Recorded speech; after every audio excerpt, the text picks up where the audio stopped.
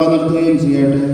പാപങ്ങൾ പൊറുക്കുന്നവനും കരുണ നിറഞ്ഞവനും നീതിമാനുമായ കർത്താവേ, ജീവന്റെയും മരണത്തിന്റെയും നാഥനും പിതാവും പുത്രനും പരിശുദ്ധാത്മാവുമായ സർവേശ്വരാ,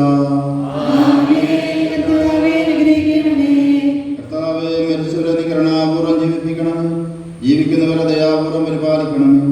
ഉത്ഥാനത്തെ ചുമതലമേൽപ്പിക്കണമേ. ജീവന്റെയും മരണത്തിന്റെയും നാഥനും പിതാവും പുത്രനും പരിശുദ്ധാത്മാവുമായ സർവേശ്വരാ,